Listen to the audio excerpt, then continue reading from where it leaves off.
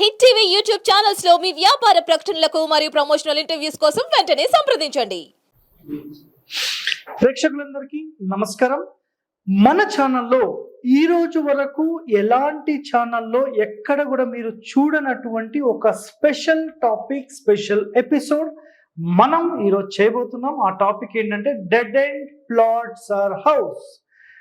చాలా మంది sir dead end plots గురించి చెప్పండి, అసలు డెడ్ ఎండ్ లో ప్లాట్ ఉంది మేము కొనొచ్చా, సార్ మాకు దక్షిణంలో ఆగిపోయింది మరి కొనొచ్చా, ఉత్తరంలో ఆగిపోయింది కొనొచ్చా, ఈశాన్యంలో ఆగిపోయింది కొనొచ్చా, సార్ నిజంగా మాకు వీటికి సంబంధించి ఎక్కడ కూడా మాకు టాపిక్ దొరకట్లేదు సార్, దయచేసి ఒక ఎపిసోడ్ చేయండి అని చెప్పి ఎంతో మంది రిక్వెస్ట్ చేశారు.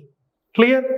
సరే, అయితే పూర్వీకులు అంటే మన మహర్షులు నిజంగా ఎలాంటి సెటిల్మెంట్ చేసేవాళ్ళంటే గణితం ప్రకారం చాలా ప్రొఫెషనల్గా చేశారండి.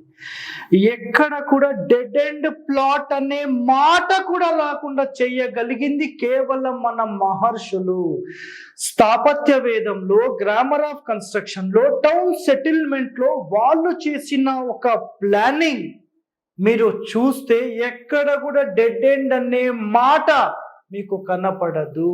అలాంటి ఒక ప్రొఫెషనల్ గా వాళ్ళు చేశారండి. కానీ ఈ కాలంలో ఈ డెడ్ ఎండ్ అనే మాట ఎందుకు వచ్చింది ఆలోచన చేయండి. ఎక్కడైతే మన రోడ్స్ ఉంటాయి, ఫర్ ఎగ్జాంపుల్ ఇక్కడ చూడండి, ఇది మొత్తం ఒక కాలనీ అయితే ఈ కాలనీలో ఏం చేస్తారంటే యాక్చువల్ కాలనీ ఎలా ఎస్టాబ్లిష్మెంట్ చేయాలంటే ఇక్కడ చూడండి, 4 వైపుల రోడ్ ఉండి ఇది లేదు, మళ్ళీ ఈ మూల ఎందుకు పెరిగింది అంటారు.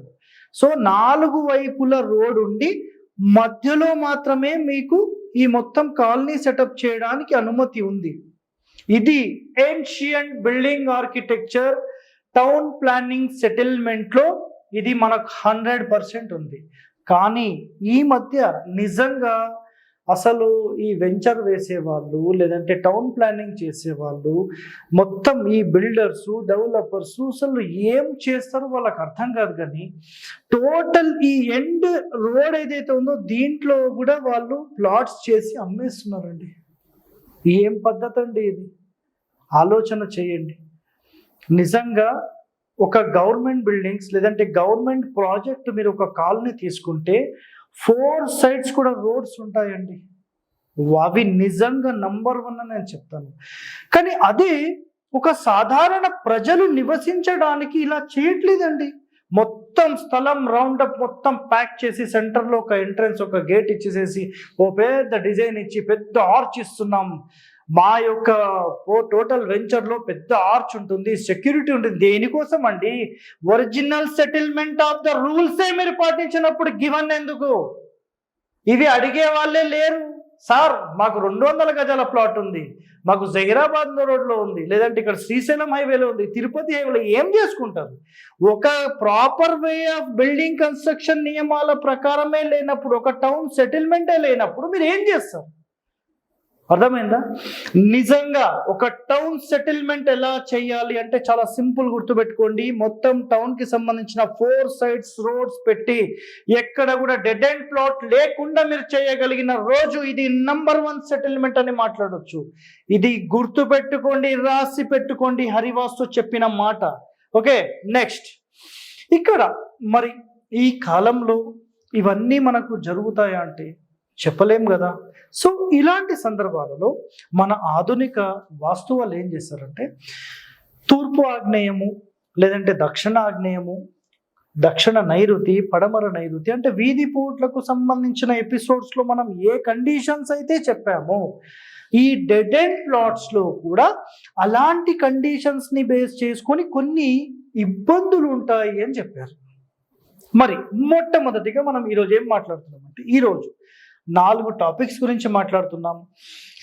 ఇది తూర్పుకి సంబంధించిన రోడ్, ఈస్ట్. ఇది తూర్పు రోడ్. తూర్పులో దక్షిణం వైపు నుంచి వచ్చి ఈశాన్యానికి డెడ్ ఎండ్ ప్లాట్ ఉంటే ఎలాంటి లాభ నష్టాలు ఉంటాయి? ఉత్తరం నుంచి వచ్చి దక్షిణంలో డెడ్ ఎండ్ ఉంటే అంటే ఆగ్నేయంలో డెడ్ ఎండ్ ఉంటే ఎలాంటి లాభ నష్టాలు ఉంటాయి?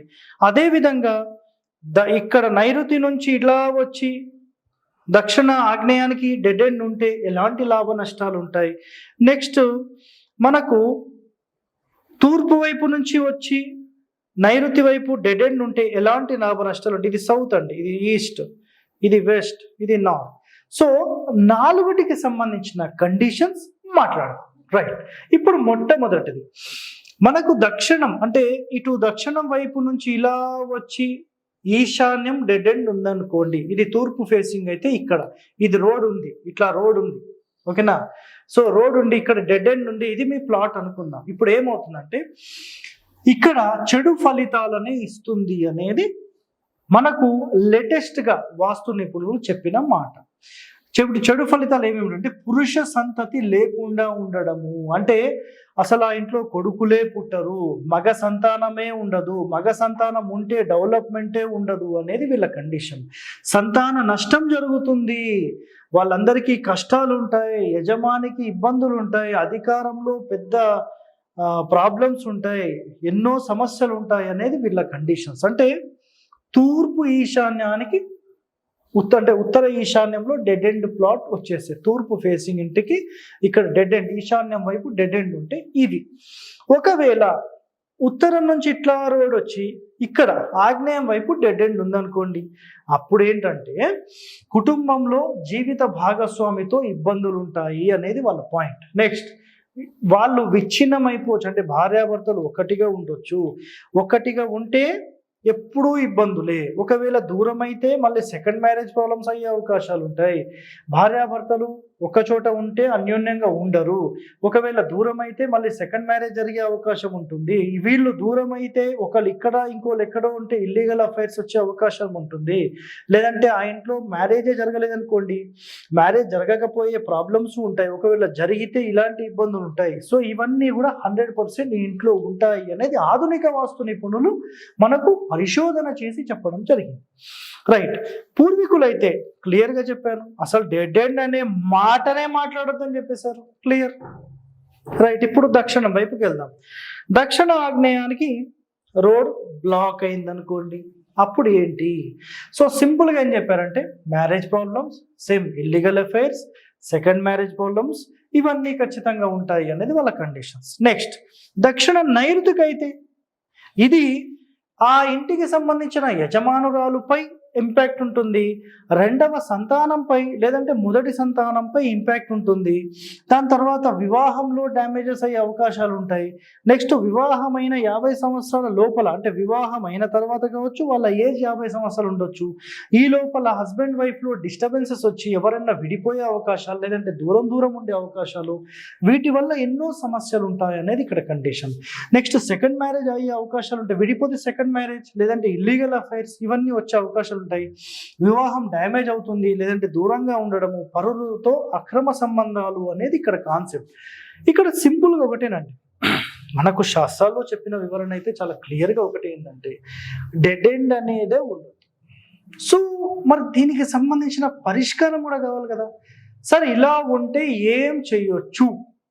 ఓకే, సో దీనికి సంబంధించి ఒక స్పెషల్ ఎపిసోడ్ నేను నెక్స్ట్ చేస్తున్నాను. మీరందరూ ఈ వీడియోస్ అన్నీ చూడండి. ప్రస్తుతానికైతే మనం తూర్పుకి సంబంధించిన 2 డెడ్ ఎండ్స్ గురించి మాట్లాడాం, దక్షిణానికి సంబంధించిన 2 డెడ్ ఎండ్స్ గురించి మాట్లాడాం, వీటికి సంబంధించిన వివరణ మొత్తం ఇచ్చాను. ఇవన్నీ కూడా ఆధునిక వాస్తు నిపుణులు మనకు ఎక్స్ప్లెయిన్ చేయడం జరిగింది. సో మీరు వీటికి సంబంధించిన సమాచారం తెలుసుకొని భవిష్యత్తులో ఇలాంటి ఇబ్బందులు లేని ప్లాట్ కొని సుఖ సంతోషాలతో ఉండాలనేది మన కాన్సెప్ట్. సో మీరందరూ సుఖ సంతోషాలతో ఉండాలని కోరుతూ మీ హరివాస్తు హరి. Thank you.